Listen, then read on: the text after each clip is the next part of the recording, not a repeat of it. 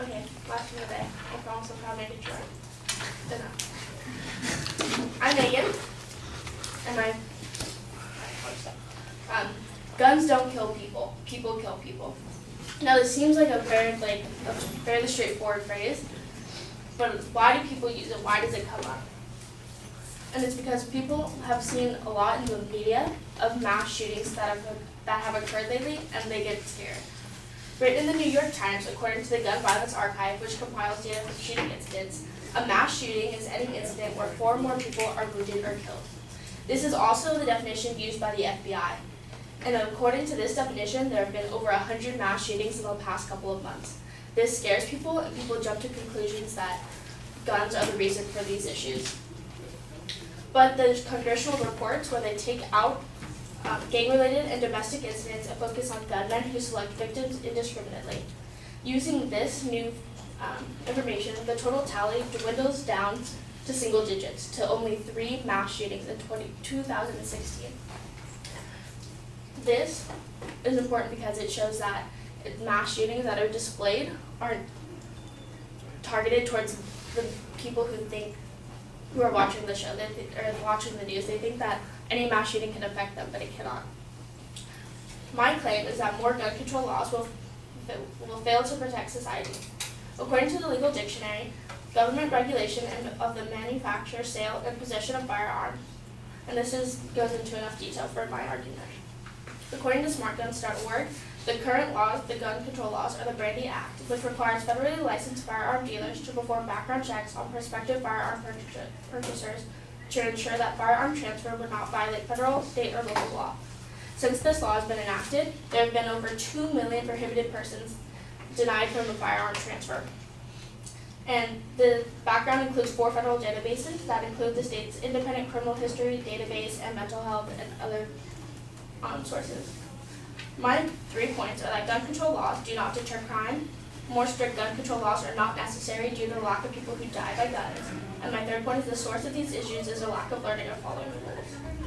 My first point is gun control laws do not deter crime. No matter what laws are enacted, crime will still occur. According to the Harvard study that gun control is counterproductive, 2 criminologists working at Harvard stated that nations with stringent anti-gun laws generally have higher murder rates than those that do not. The study found that 9 European nations with the lowest rates of gun ownership have combined murder rates 3 times higher than that of 9 nations with the highest rates of gun ownership. This shows an inverse relationship of the more guns that people own, the less crime rates there are. And smartgunslaws.org stated that after the city of Kennesaw, Georgia passed a law requiring every home to have a gun, the crime rate dropped more than 50% over the course of the next 23 years, and there was a decrease of 89% in burglaries. A subpoint of this is that gun control laws will not prevent criminals from buying guns. A criminal who's already gone through the idea of killing people is okay with breaking that law, means they're okay with breaking the law of buying guns illegally. CrimesResearch.org showed that since 1950, every public mass shooting, with the exception of just one in the United States, has occurred in a place where civilians are banned from carrying firearms. From Forbes.com, an interview with an investigator from the Bureau of Alcohol, Tobacco, Firearms, and Explosives, the ATF, said that there's always a way to get around the law, such as straw purchasing, where a straw purchaser buys a gun for someone else and sells it. And there's no way to get around this unless you follow every single person who's ever bought a gun. My second point is more strict gun control laws are not necessary due to lack of people killed by guns. Medical News Today states that as of February of this year, nearly 75% of all deaths in the United States are attributed to just 10 causes, with the top 3 being over 50% of all deaths. And they are heart disease, cancer, lower respiratory disease, accidents that are unintentional, stroke, Alzheimer's, diabetes, influenza, kidney disease, and the last is being suicide. Which leads me to my final point, that the source of these issues is a lack of learning and following the rules of gun safety. The National Center for Health Statistics states that out of 42,773 suicides, 21,334 of them are with firearms. Since mental illnesses are already screened in the background checks, we have to assume that they're either undiagnosed mental illnesses or people that can't buy guns, such as children or underage youth. According to injuryresearch.edu, which provided me with these following statistics, 1.7 million children live with unlocked, loaded guns. 1 out of 3 homes contains kids have access to guns. The vast majority of accidental firearm deaths among children are related to child access to firearms, either self-inflicted or by other children. And more than 75% of guns used in suicide attempts and unintentional injuries of 0 to 19 years old were stored in the residence of a victim, a relative, or a friend. My dad personally owns 3 guns, and I know I've been over safety with him. He's talked about safety. We've been to the shooting range. We all know the rules. And in order to keep myself and everyone in our house safe, he has a 5-layer program where he has a lock on the trigger of the gun so no one can pull it. He has a lock on the outside of the case of the gun so no one can even open the case to get the gun. He keeps the gun inside a safe inside our house. He keeps the safe somewhere I don't know inside our house. And on top of that, he keeps the ammo separate from all of this. So in order for me to cause harm to myself or anyone else, I'd have to find the gun, find the ammo, find the safe to the gun, find the safe code to the safe to the gun, find the first key to open the case to the gun, and find the key to open the trigger to the gun. And at this point, it's not even worth it. So if we're able to just use 2 or 3 of these safety precautions, there would be a lot less risk for danger. And for these reasons, I hope that you see that stricter gun control rules would not be effective. Thank you.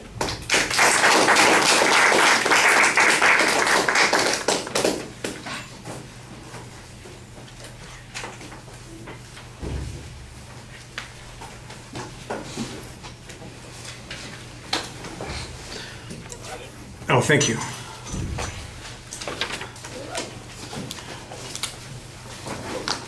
Okay, proposition's clear, good preview of what you've got going. I think some of the data on the first point needs to be put into a little bit more context. I think you're kind of mixing some information about the access to guns, the mass shootings, the Brady Law, and some of this other information about how other countries' rates of ownership have inverse relationship to crime. That's not bad information. It's all pretty good information, but it feels like it's all dumped into this early point, and it's not making clear what your inference is, and you need to do that, I think, a lot more clearly.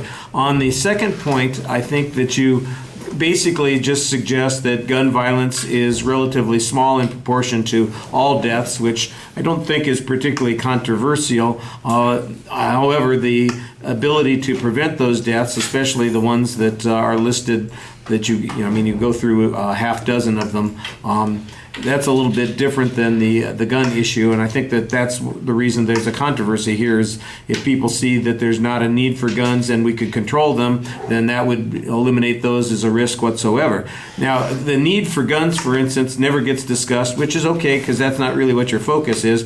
I was listening, though, to your personal story about how the guns are stored, and I thought if this is a self-defense issue, this is going to be a little bit problematic, when you're in the middle of the night and your father has to find that key, both for both safes and and for the trigger lock. That's going to be a little bit complicated. But I appreciated the point that you were making there, that it's really owners who have failed to follow appropriate procedures that result in accidents happening. I don't think accidents are the biggest issue here. The suicide thing, I think, is a bigger issue. And your argument on this kind of just suggests we already have regulations in place that should be controlling this. I think there are probably other arguments on that would work pretty well. A minor quibble, it sounds like you're chewing gum. Maybe you just have dry mouth, or maybe you have gum. Either one, it's a little bit distracting. Maybe take a sip of water or get the gum out of your mouth while you're speaking. All right, thank you. Sorry about that, folks.